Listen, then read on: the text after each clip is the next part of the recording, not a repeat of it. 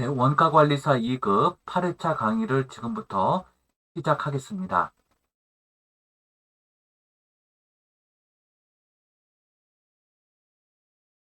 오늘은 제조기업의 재고자산 흐름에 대해서 알아보는 첫 번째 시간입니다. 재고자산의 개념에 대해서 한번 살펴보겠습니다.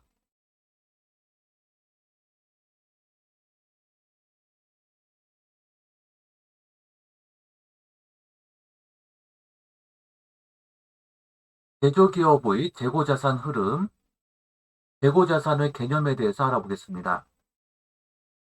기업의 정상적인 영업활동인 판매를 목적으로 구입, 보유하거나 생산, 판매할 제품을 위하여 사용되는 소비될 자산을 모두 통칭해서 말합니다.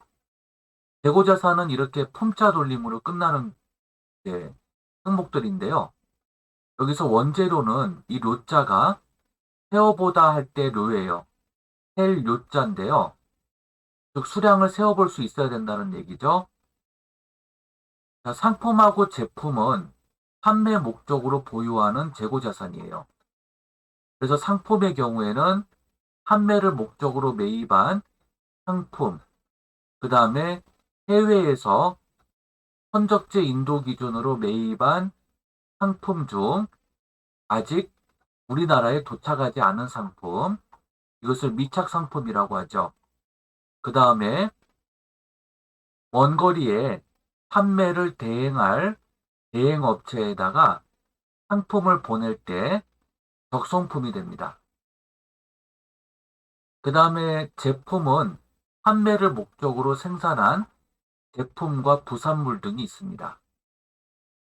그리고 미완성된 상태의 재고자산에는 크게 반제품과 제공품이 있는데요. 반제품과 제공품을 같이 혼용해서 부르기도 하는데요. 내용은 다릅니다. 그래서 혼용하기보다는 구분을 지을 필요가 있습니다. 반제품은 미완성이지만 이 상태로 판매가 가능한 것을 반제품이라고 해요. 그래서 판매 가능 여부죠. 제공품은 판매를 하지 않고요. 완성될 때까지 계속 생산 가공해야 되는 상태입니다. 그래서 반제품과 달리 판매 목적으로 보유하고 있지는 않아요. 완성을 시켜야 될 미완성 품목입니다. 그래서 제품 제조 과정에 있는 미완성 제품을 제공품이라고 합니다. 생산을 위해 소비될 자산으로는 원재료와 저장품이 있습니다. 원재료는 제품 생산을 위해 매입한 원료, 부재료, 매입 부분품 등이 있고요. 저장품에는 소모품, 공기구, 비품, 수선용 부분품 및 기타 저장품 등이 있습니다. 재고자산의 매입과 매출을 보겠습니다. 재고자산은 외부로부터 매입하는 재고자산인 상품, 원재료 등과 자가 제조하는 제품, 제공품 등으로 구분할 수 있는데요. 재고자산의 취득 원가는 다음과 같이 계산합니다. 외부 매입과 자체 생산이 있는데요. 외부 매입은 순 매입 금액에 매입 부대 비용을 더합니다. 자체 생산의 경우에는 직접 재료비, 직접 노무비, 제조 간접비 등 원가의 3요소가 투입되는 것이죠. 순 매입액이라는 것이 무엇이냐면은 총 매입액이 있습니다. 총 매입액은 부대 비용을 포함한 금액이죠. 그런데 여기에서 매입 애누리와 환출, 그 다음에 매입 할인이 있어요.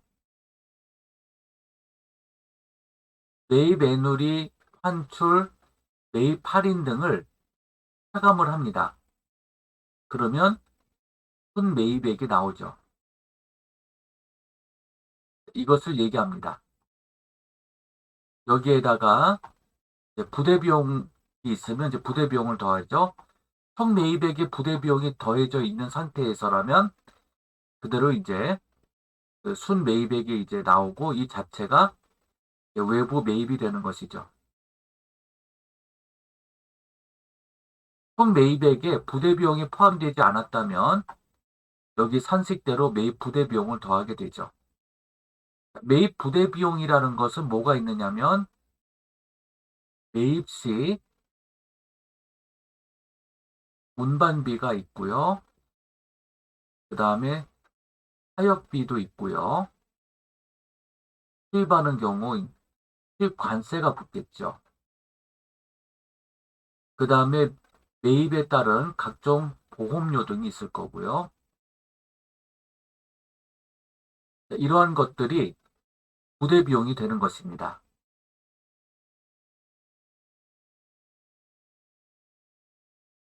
매입 환출은 매입한 재고자산에 대해서 반품 출고된 것을 얘기하고요.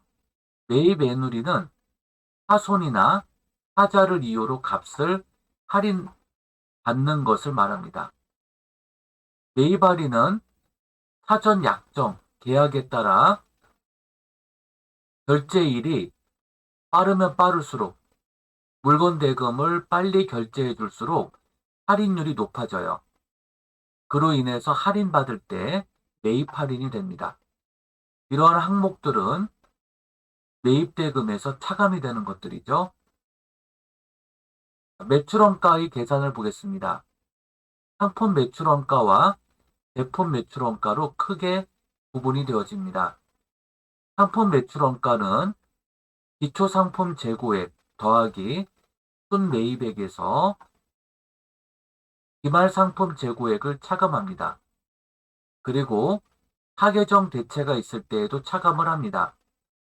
타계정 대체라는 것은 상품으로 접대를 했거나 기부를 했거나 종업원 복지 후생 목적으로 사용하였거나 등이 있죠. 그 다음에 광고 선전 목적으로 무상으로 불특정 다수에게 나눠주는 경우 등이 있습니다. 그 다음에 견본 제시, 견본으로 나가는 것들도 있겠죠. 이러한 것들이 이제 타계정 대체가 됩니다. 제품 매출원가의 경우 기초제품 재고액에 단기 생산품 원가인 단기제품 제조원가를 더하고 기말제품 재고액을 차감합니다. 기초상품 재고액에 순매입액을 더한 거와 기초제품 재고액에 단기제품 제조원가를 더하는 것, 이렇게 해서 나온 값이 판매 가능 재고액이에요. 판매 가능 재고액에서 기말에 판매되지 않은 것들을 차감하면 매출원가가 되죠. 그래서 여기까지 보면은 다 똑같아요. 그렇죠? 똑같아요. 방식이 똑같다는 것을 알 수가 있습니다. 그런데 이제 타계정 대체가 이제 제품 매출원까지도 있죠. 보통 이 타계정 대체는 제품으로 접대를 했거나 기부했거나 종업원 복지후생 목적으로 썼거나 광고 선전 목적으로 썼거나 견본으로 썼거나 할 때 이제 다 타계정 대체가 되는데요. 상품이나 제품이나 똑같습니다. 타계정 대체는요. 그런데 제품 매출원가에서 이 타계정 대체 중에 하나가 더 있는데요. 재고 감모 손실일 때죠. 재고 감모 손실이 있는 경우, 즉 그 분실, 유실, 또 이 제품을 보관 중에 부주의로 인하여 이제 나오는 것들입니다. 그 다음에 천재지변 등이 있죠. 상품도 마찬가지예요. 타겟형 대체에서 여기에 열거되어 있지 않은 것들 중에 재고자산 감모 손실이 상품 타겟형 대체액에서도 나올 수 있습니다. 그래서 이 재고자산 감모 손실은 이 장부상 수량하고 실제 재고 수량과의 불일치에서 나오는 것이에요. 그러면 장부상 재고 수량이 큰 경우죠. 실제 재고 수량보다. 왜 장부하고 안 맞느냐? 보관 부주의로 인하여 유식, 유실 또는 이제 가치 감소 등이 있어요. 이것 외에도 천재지변도 있고요. 뭐 기타 여러 가지 사유들로 인해서 실제 재고량이 줄어드는 것이죠. 그래서 이 재고자산 감모 손실은 상품에도 있고요. 제품에도 있습니다. 회계 처리를 할 때는 이 접대비, 공유우생, 광고선전, 견본 이런 것들은 모두 판매비와 일반관리비에 해당됩니다.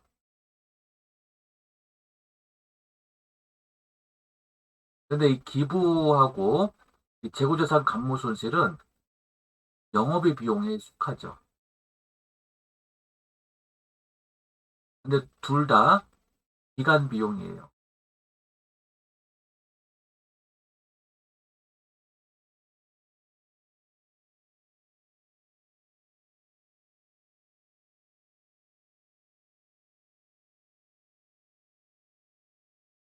둘 다 이제 기간 비용에 속합니다. 자, 이번에 매출 총이익 계산을 보겠습니다. 자, 매출 총이익은 순매출액에서 매출원가를 차감하여 구합니다.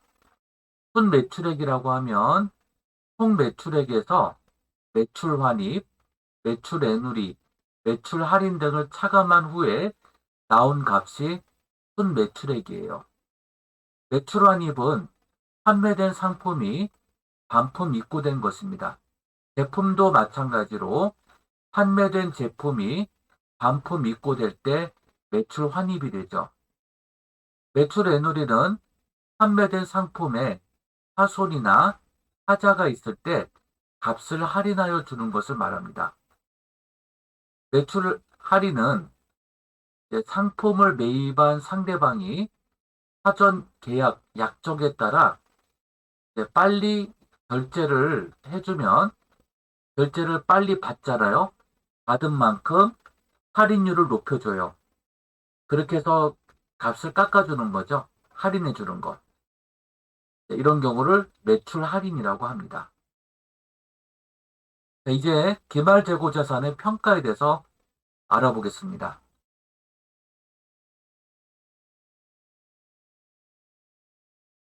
재고자산의 시가가 취득 원가보다 하락하면 시가를 적용해야 합니다. 이것을 저가법이라고 해요.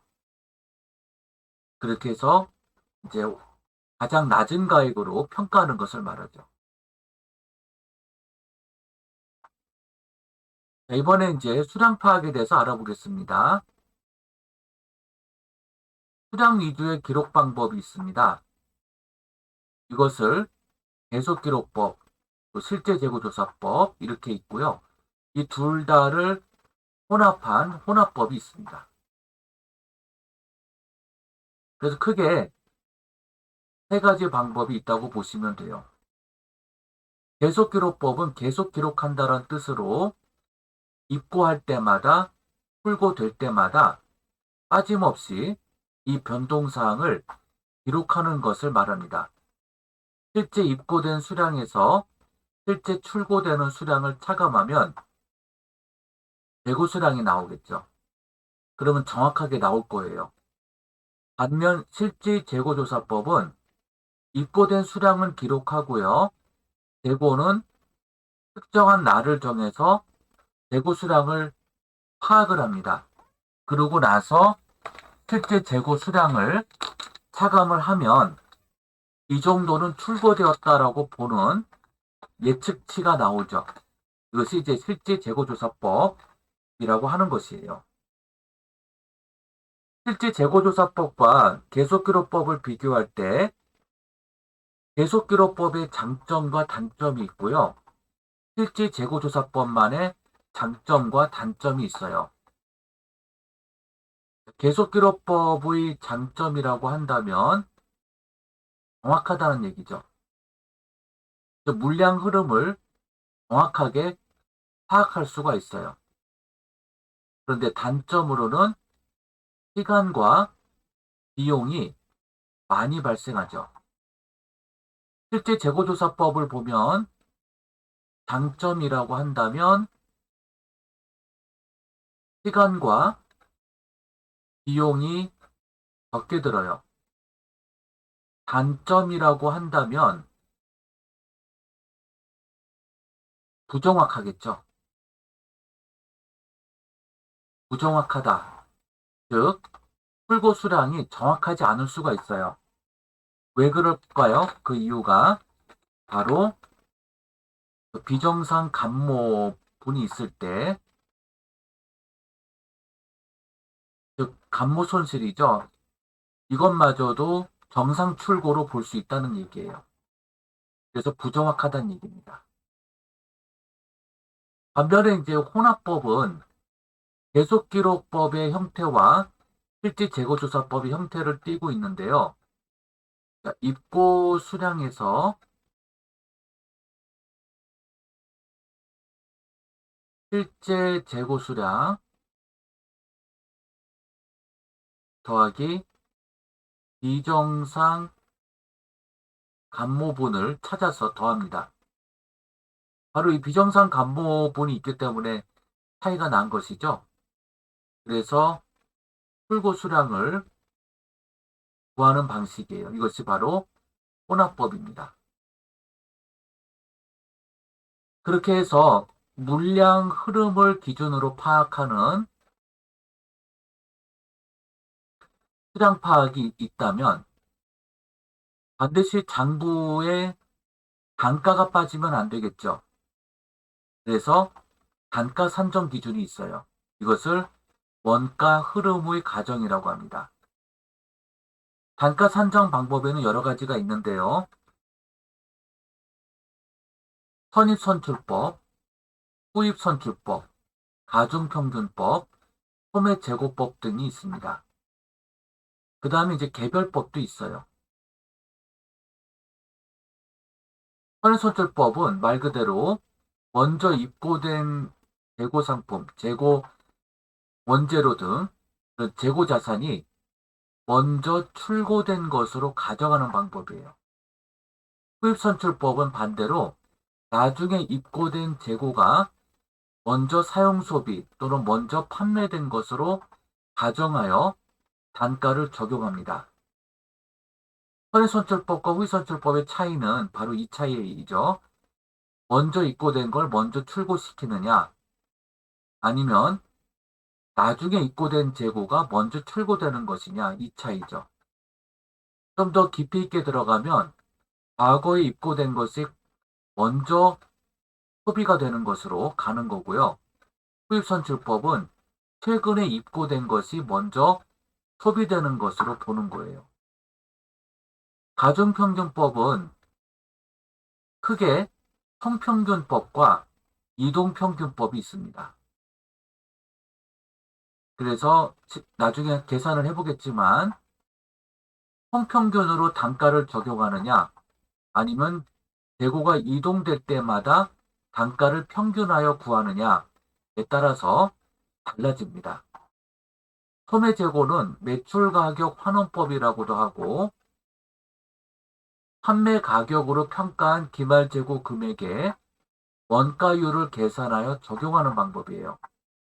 이러한 소매재고법은 바코드가 없던 시절의 백화점 등 유통업종에서만 사용할 수 있었던 방법입니다.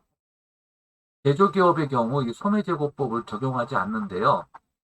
물론 적용하는 기업도 없잖아 있습니다. 그런데 제조기업이라면 선입선출, 후입선출, 가중평균 또는 개별법을 적용하게 되죠. 이 방법들 중에 가장 정확한 방법은 개별법이에요. 개별 하나하나를 실제 소비, 실제 출고되는 기준으로 작성하는 방법이 개별법이에요. 이동평균법 공식을 보면은 출고 전후의 입고 잔액난 금액에다가 당일 매입액을 더한 값에 출고 전 잔액난 수량에다가 당일 매입 수량을 더한 값을 나누어 구합니다. 그렇게 되면 이동평균 단가가 나와요. 성평균법은 기초상품 금액에다가 단기 순매입액을 더하고 기초상품 수량에다가 단기 순매입 수량을 더한 값을 나누어 구하죠. 소매제고법은 추정에 위한 방법이라고 보시면 되겠습니다. 그래서 원가율을 구할 때 기초 재고자산 원가에 단기 매입 원가를 더한 값에다가 기초 재고자산 판매가 더하기 단기 매입분에 대한 매가를 나누어서 구한 값이 원가율이에요. 그리고 기말재고 판매가액은 기초재고 판매가액에 단기 매입 판매가액을 더하고 단기 판매액 기말재고액을 차감하여 구합니다. 이것은 기말재고 판매가액에 원가율을 곱한 값이죠. 자, 이러한 소매제고법을 했을 때에는 사용할 때의 정당성과 원가율을 반드시 주석으로 공시해야 합니다. 자, 그리고 이제 각 방법의 비교에서는 인플레이션이나 디플레이션이 발생했을 때 이 각각의 단가 산정 방법이 이렇게 적용되는 방법에 따라서 다르게 평가된다는 특징도 가지고 있어요. 네, 이번엔 수불부 작성 방법을 보겠습니다. 입고, 출고, 재고란은 반드시 취득 원가로만 기록해야 되겠죠? 매입 환출이 있으면 출고란에 기록하거나 입고란에 마이너스 부호를 붙인 숫자로 기록해야 됩니다. 매입 애누리, 매입 할인은 입고란에 기록하거나 출고란에 마이너스 숫자로 기록해야 되고요. 그리고 나서 재고란에다가 단가를 재계산해서 기입합니다. 매입 운임은 매입액에 가산하고 매입 단가를 매입 운임이 가산된 단가로 수정 기입해야 합니다. 매출 환입액은 입고란에 기록하거나 출고란에다가는 마이너스로 기록합니다. 매출 애누리 및 매출 할인액과 매출 운임은 재고 수불부에 기록하지 않습니다. 애누리 할인 환출 환입을 마이너스 숫자로 기록한 경우에는 재고 수불부 마감 시 입고 출고란 합계 계산해서 반드시 차감하여 기록해야 합니다.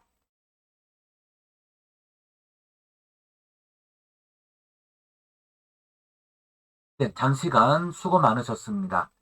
다음 수업에서 수불부에 대해서 한번 자세하게 계산해보고 또 이제 각각의 평가 방법에 따라서 매출 원가와 기말 재고액이 어떻게 다른지 또 디플레이션과 인플레이션이 있을 때 어떻게 다른지 이런 부분들을 한번 살펴보도록 하겠습니다.